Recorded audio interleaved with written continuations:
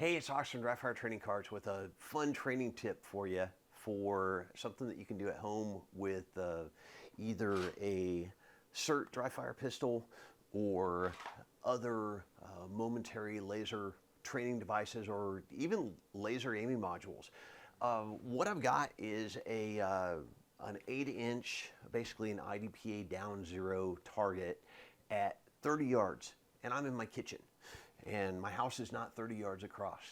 What I've got is a sheet of reflective material, and you can use a license plate also, and that allows me to be inside, shoot through glass, shoot through screen even, and do training when I may not otherwise, because it is either too cold, too hot, too wet, too windy, or because you got nosy neighbors and you really don't want to do dry fire training outside.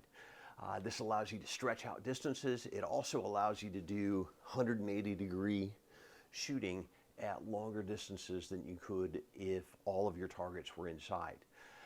Why am I shooting multiple times in a row here?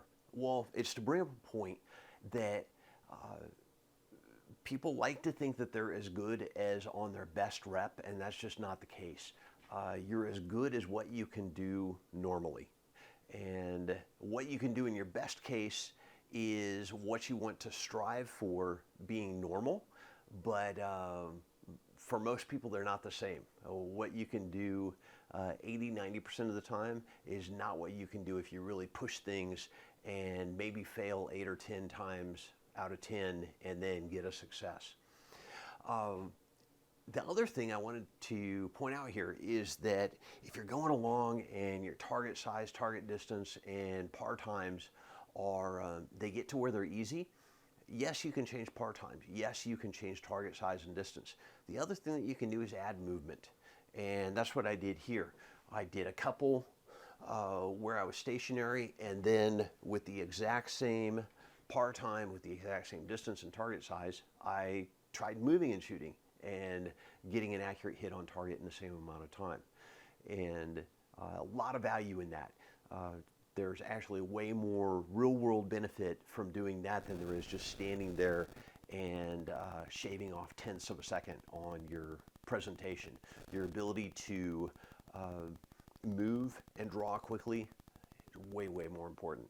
So if you like this, go ahead and like the video, subscribe to our channel, and then I want you to head on over to realworldgunfighttraining.com and dryfiretrainingcards.com. I've got downloadable freebies for you at both sites for how to train smarter, how to build more skill in less time, and how to make that training carry over to the real world better than the majority of live fire and dry fire training that people do. So thanks a lot.